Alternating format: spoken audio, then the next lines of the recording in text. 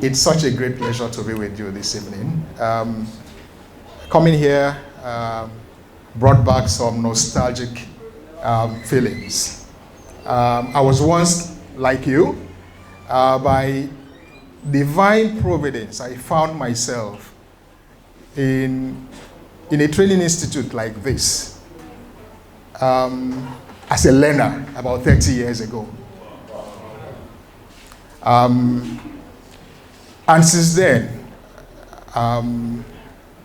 it's been such a wonderful journey for me. So what I will attempt to share with you this evening, by the way, I have not written a line of code in the last 15 years.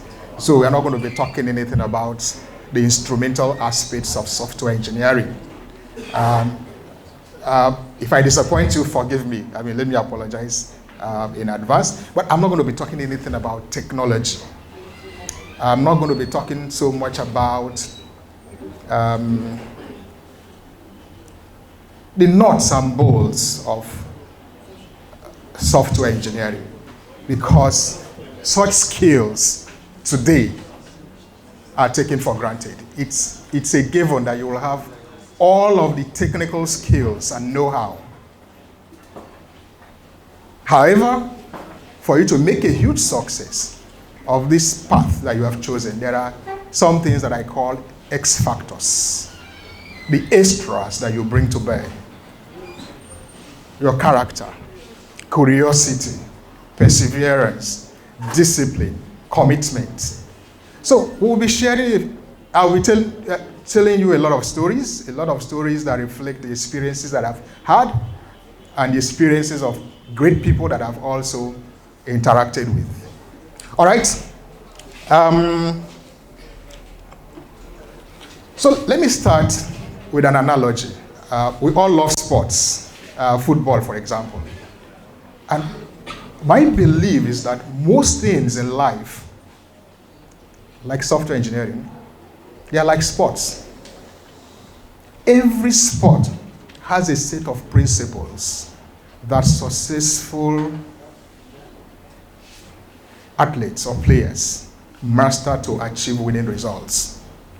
I'll repeat that again. That every sport, like football, has a set of principles that successful athletes master to achieve winning results. And if we can,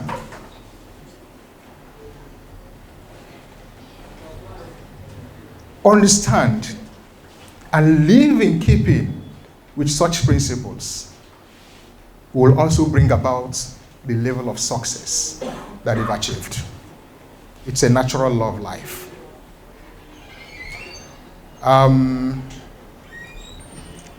By the way, what do you think that the following people have in common? Bill Gates, Larry Walls. You know, Bill Gates does not need any introduction. How about Larry Ellison? Who will, okay. How about Steve Jobs? How about Mark Zuckerberg? How about Jeff Bezos? Oh, great, I love that. How about Elon Musk? Okay. What do you think that these guys, all these people that I've mentioned, have in common?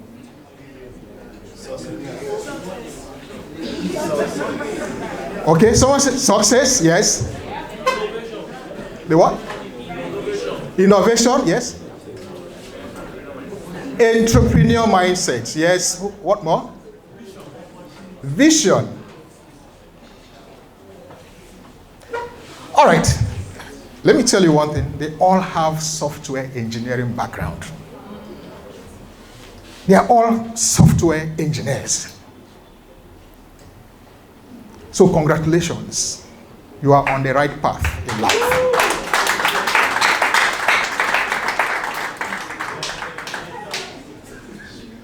Today, software rules the world. We live in a software defined world. I mean, if we were to be separated from our apps today, you can imagine what a frustrating predicament it will be for all of us. So you are on the right path. You have chosen the right course.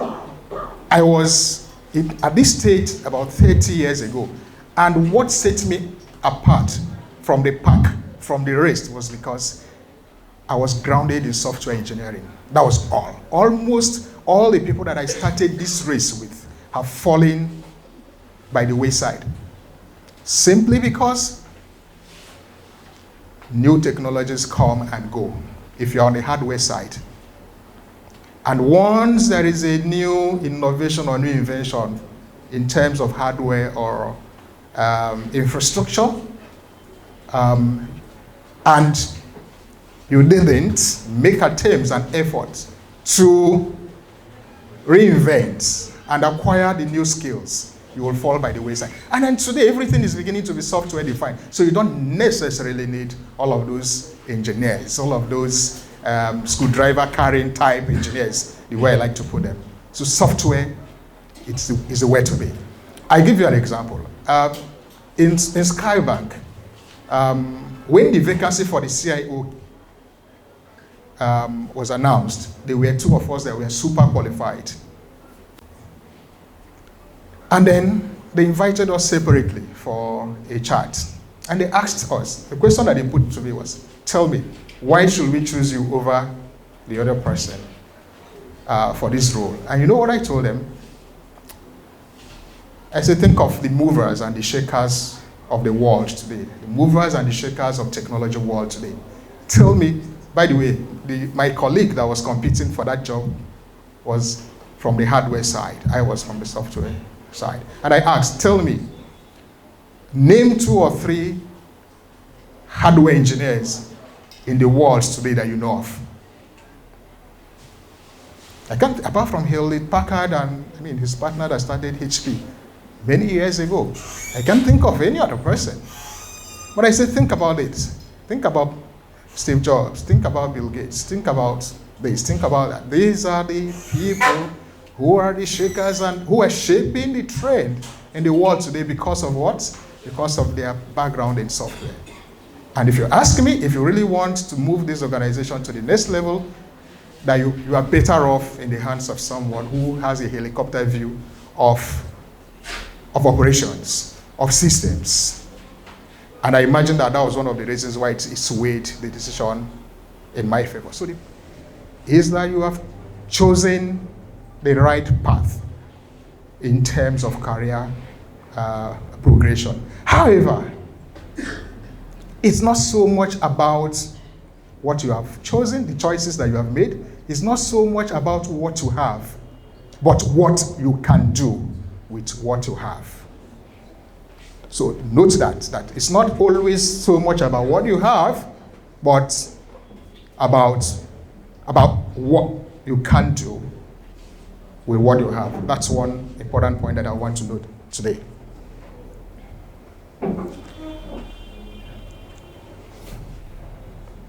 Another point that I want to make, and that will lead me into some more specific discussions around the sort of things that I will be leaving you with,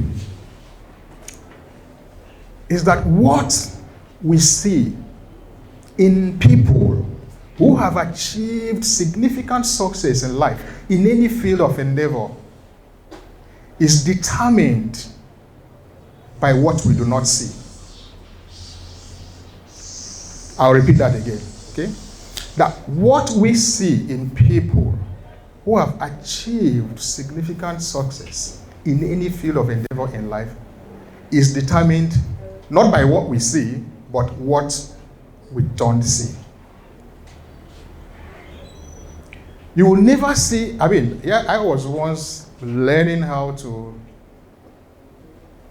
learning new programming languages, learning how to code. You know how much time you devote, to learning the syntax. You know how much effort you put in it to become proficient in it.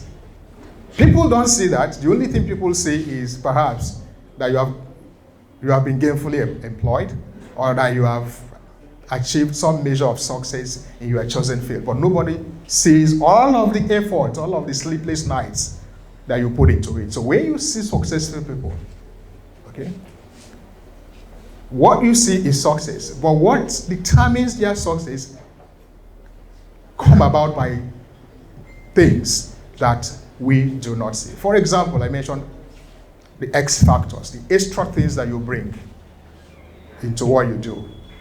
Your curiosity, your persistence, your discipline.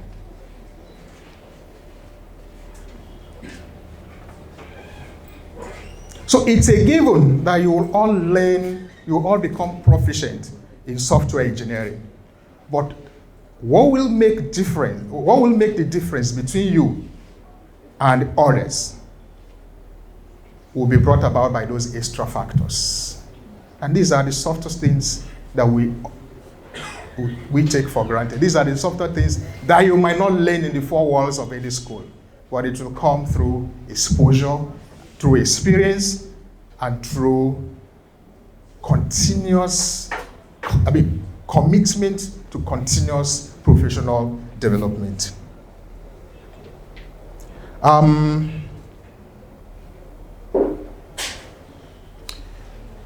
Do we know who Larry Walls is? Have you ever heard of Larry Walls? Okay. Have you ever heard of Perl programming language? Okay. Larry Walls was the person that developed the Perl programming language. And he did say that there are 3 virtues of a great programmer. 3 virtues of a great programmer. 1 is laziness. Somebody say, Yes. 1 is laziness. 2 is impatience. And 3 is hubris. Hubris. Hubris. You can Google it. Okay.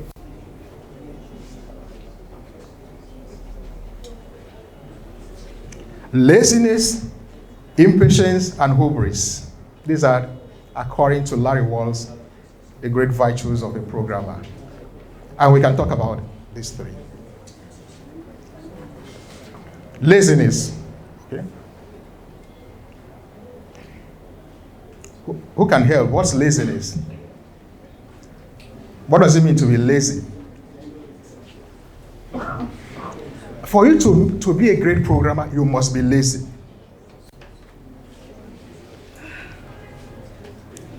Okay. You are not taking it. It's not going down well with you. Okay, yes. Perhaps finding easier ways of doing things. Thank you.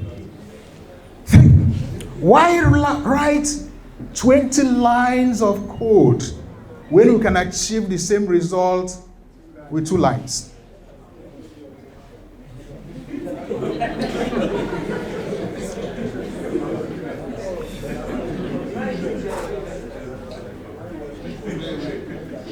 Why?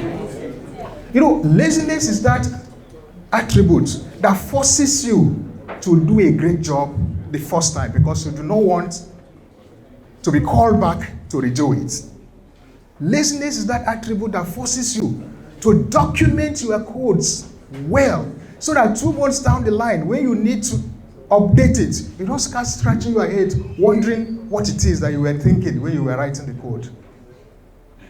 Laziness is the attribute that forces you to write your code in such a way that when somebody else picks that code, they will make sense of it without coming to bog you down.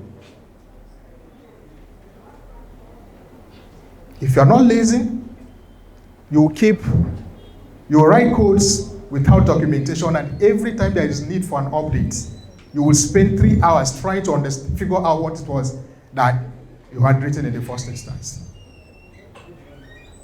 Does that resonate?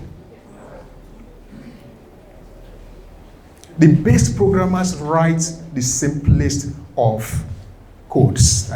When anybody picks it up, even when you pick it up years after, it will be like reading a novel.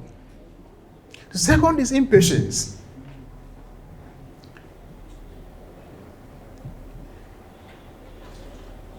If you are not lazy, you'll be extremely patient. You will take all the time in the world to achieve set targets. We know how frustrating it is. I mean, we don't have control over the processing power of the computers that we work with. So if you've written your code in such a way that it is not efficient, you will have to be patient for the computer to execute your code. But if you are impatient, you write the most efficient codes that regardless of the resources that you put the code on, it will run and it will run efficiently. And the third attribute is hubris. Who can tell? Arrogance. What more?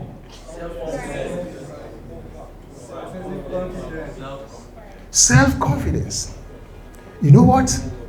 This is one of my favorite quotes. That every job is the self-portrait of the person who does it. As such, orthograph your job with excellence. It is only when you have done a great job that you take great pride in it. Back then in school, it is only when you have done excellently well that you rush back home and show your parents your results. But if you've done poorly, what happens? You don't even want anybody to say it. So you've got to do a great job at whatever task that has been given to you, such that you'll be very proud to showcase it. So for you to be a great programmer, you need to be lazy. You need to be impatient. And you need to have some measure of self-confidence, some measure of arrogance in you, such that when you put forth a piece of code that you've written, that people won't talk, people won't pick holes in it, people won't find faults in what you've done.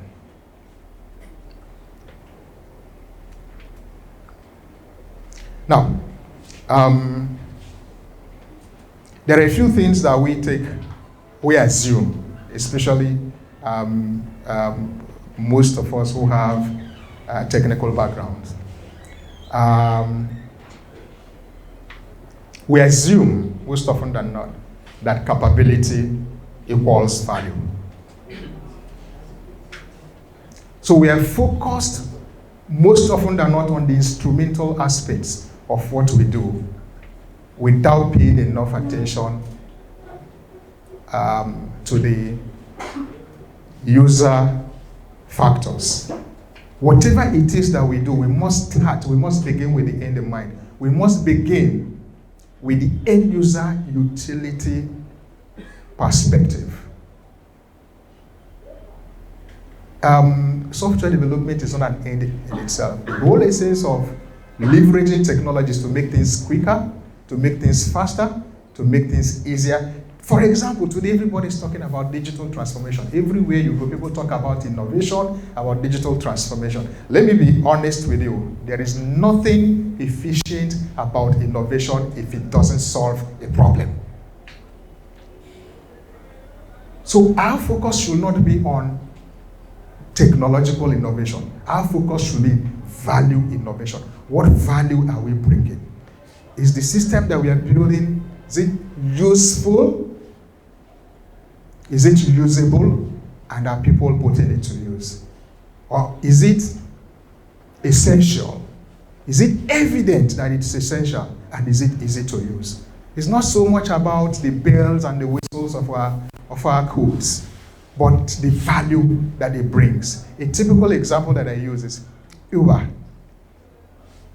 Everybody talks about how Uber has disrupted the taxi business. But what did Uber do?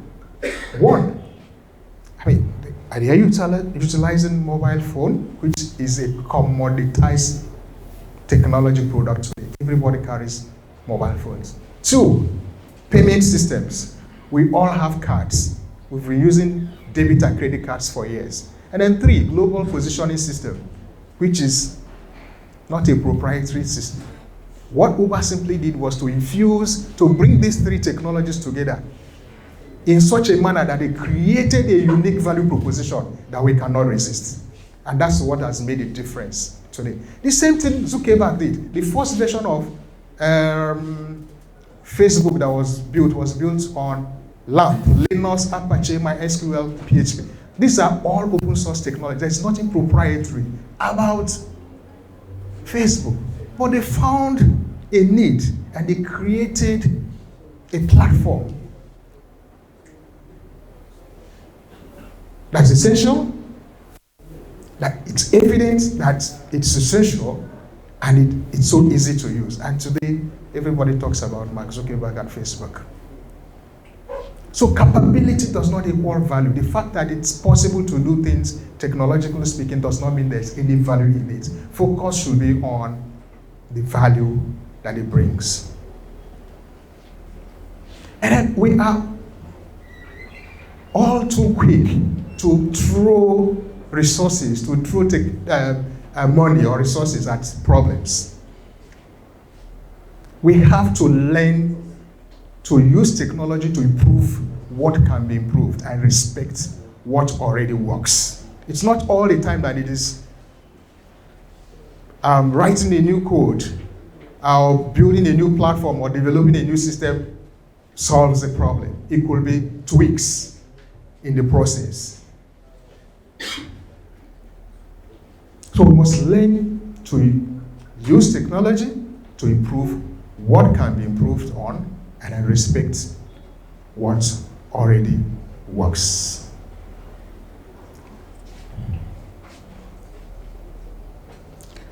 Now, the third principle that I want to leave you with is that the rules of the game has not changed. The rules of the game has not changed, but what we must do to win, the things that we must do to win have changed. Take, for example, programming today. Whether you are writing in writing microservices, or you're on Kubernetes, you're on C#, you're on Java, or whatever programming language that you write in, programming still remains the assignment of values to variable names and the use of those variable names in arithmetical, logical, or relational operations to solve the problem. That's programming. It's still the same principle that applies. Whether you are doing I was discussing with someone recently on some of these new developments that use what is called IFTT protocol. And I was like, but this is what we have always done, even 30 years ago when we were writing in MATLAB BASIC on command line. If this, do that. So the only difference today is that we now have computing powers in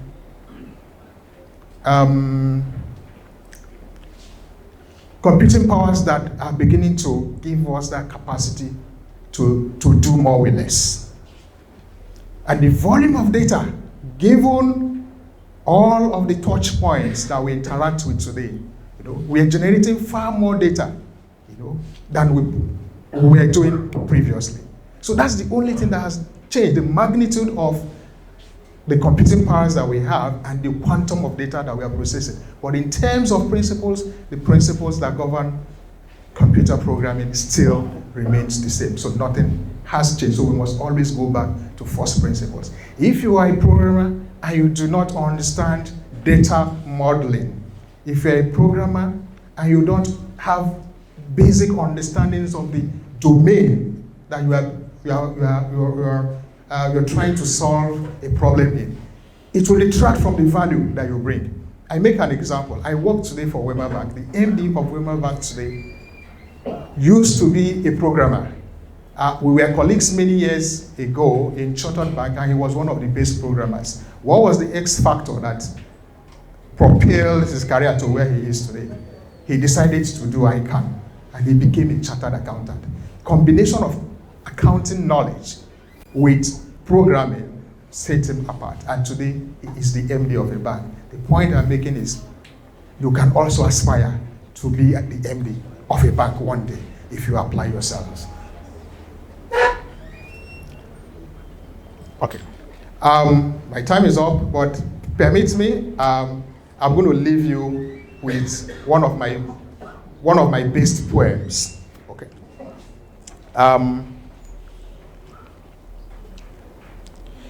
It's a poem titled Equipment by Edgar Guest. Okay. And it goes thus, that it says, figure it out for yourself, my lad. You have all that the greatest of men have had. 2 arms, 2 hands, 2 legs, 2 eyes, and a brain to use, if you will be wise. He said, with this equipment they all began. So start for the top and say, I can. He said, look them over, the wise and great. They take their food from a common plate, and similar knives and forks they use. With similar laces they tie their shoes. The world considers them brave and smart, but you have all they had when they made their start.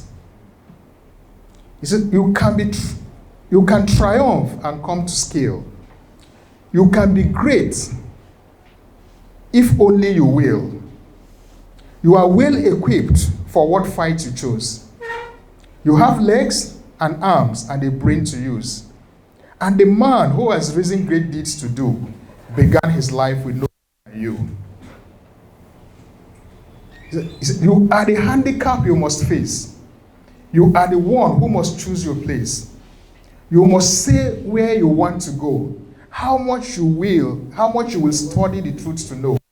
God has equipped you for life, but he lets you decide what you want to be. And then finally it says, courage must come from the soul within. The man must furnish the will to win. So figure it out for yourself, my lad. You were born with all that the great have had. With your equipment, they all began. Get hold of yourself and say, I can.